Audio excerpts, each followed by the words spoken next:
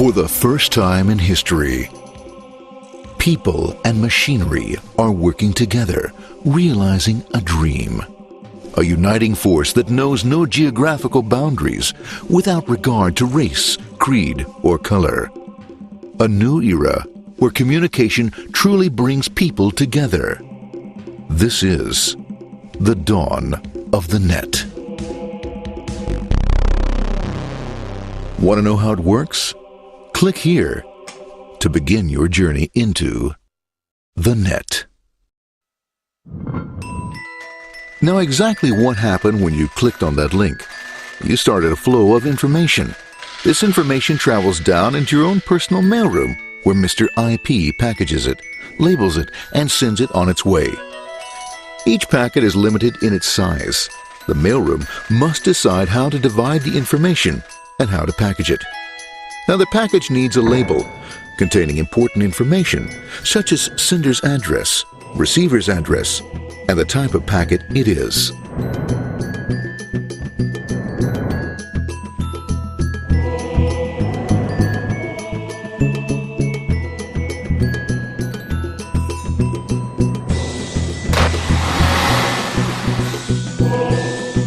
Because this particular packet is going out onto the internet, it also gets an address for the proxy server, which has a special function, as we'll see later. The packet is now launched onto your local area network, or LAN. This network is used to connect all the local computers, routers, printers, etc. for information exchange within the physical walls of the building. The LAN is a pretty uncontrolled place, and unfortunately, accidents can happen.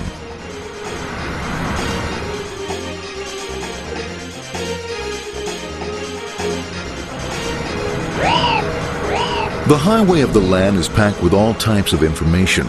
These are IP packets, Novell packets, Apple Talk packets. They're going against traffic, as usual. The local router reads the address and, if necessary, lifts the packet onto another network. The router, a symbol of control in a seemingly disorganized world. Whoops, sorry about that. Let's go with this one here, this one here.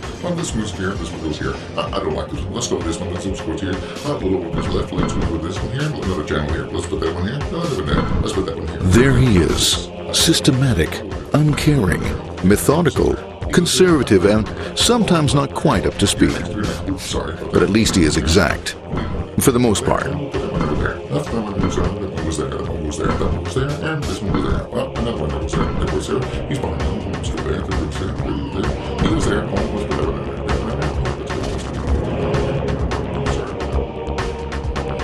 As the packets leave the router, they make their way into the corporate intranet and head for the router switch. A bit more efficient than the router switch plays fast and loose with IP packets, deftly routing them along their way. A digital pinball wizard, if you will. Here we go, here comes another one, and it's another. Watch this, Mom. Here goes, whoop, around the back. Hey, in there, over the left, over the right, over the left, over the right. You got it, here it comes, right on, he shoots, he scores, it's going. Hey, wait, watch out, here comes another one. Oh, here we go, and it's gone, As packets arrive at their destination, they're picked up by the network interface, ready to be sent to the next level. In this case, the proxy. The proxy is used by many companies as sort of a middleman in order to lessen the load on their internet connection, and for security reasons as well. As you can see, the packets are all of various sizes, depending upon their content.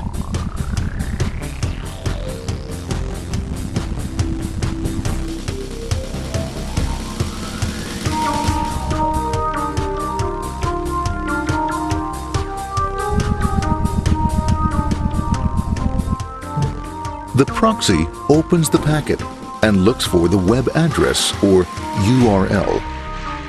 Depending upon whether the address is acceptable, the packet is sent on to the internet.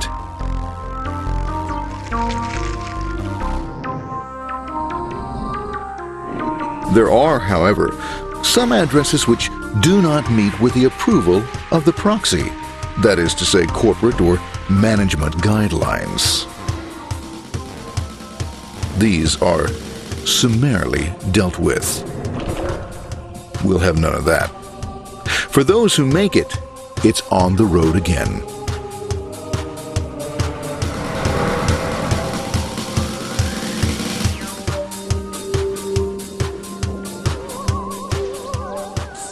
Next up, the firewall. The corporate firewall serves two purposes. It prevents some rather nasty things from the internet from coming into the intranet, and it can also prevent sensitive corporate information from being sent out onto the internet. Once through the firewall, a router picks up the packet and places it onto a much narrower road, or bandwidth, as we say. Obviously, the road is not broad enough to take them all. Now you might wonder what happens to all those packets which don't make it along the way. Well, when Mr. IP doesn't receive an acknowledgement that a packet has been received in due time, he simply sends a replacement packet. We are now ready to enter the world of the Internet. A spider web of interconnected networks which span our entire globe. Here, routers and switches establish links between networks. Now, the net is an entirely different environment than you'll find within the protected walls of your LAN. Out here, it's the Wild West. Plenty of space, plenty of opportunities, plenty of things to explore and places to go. Thanks to very little control and regulation, new ideas find fertile soil to push the envelope of their possibilities. But because of this freedom, certain dangers also lurk. You'll never know when you'll meet the dreaded ping of death. A special version of a normal request ping, which some idiot thought up to mess up unsuspecting hosts. The paths our packets take may be via satellite, telephone lines, wireless, or even transoceanic cable. They don't always take the fastest or shortest routes possible, but they will get there. Eventually. Maybe that's why it's sometimes called the worldwide wait. But when everything is working smoothly, you can circumvent the globe 5 times over at the drop of a hat. Literally. And all for the cost of a local call or less. Near the end of our destination, we'll find another firewall. Depending upon your perspective as a data packet, the firewall could be a bastion of security or a dreaded adversary. It all depends on which side you're on and what your intentions are.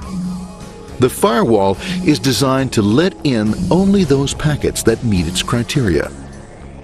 This firewall is operating on ports 80 and 25. All attempts to enter through other ports are closed for business.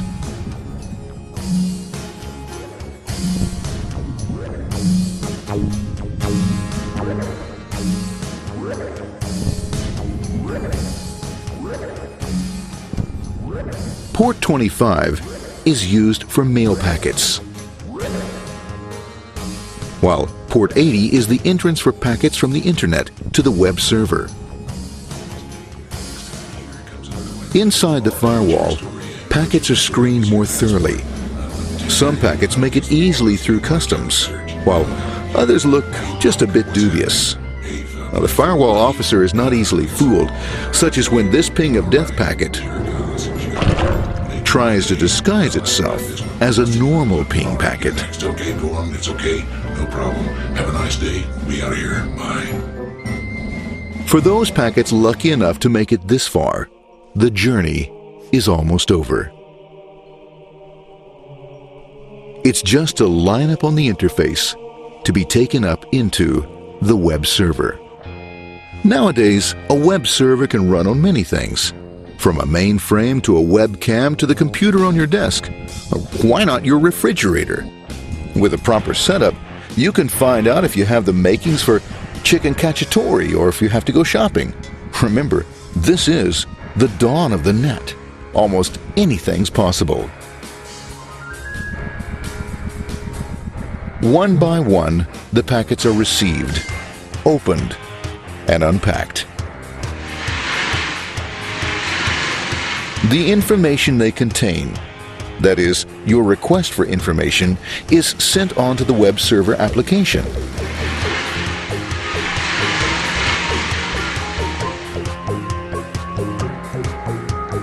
The packet itself is recycled, ready to be used again, and filled with your requested information.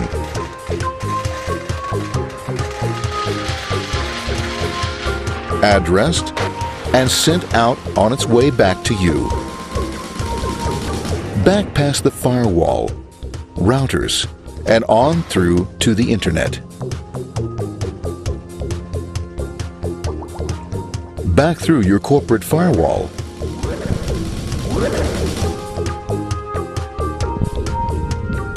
And onto your interface. Ready to supply your web browser with the information you requested. That is, this film.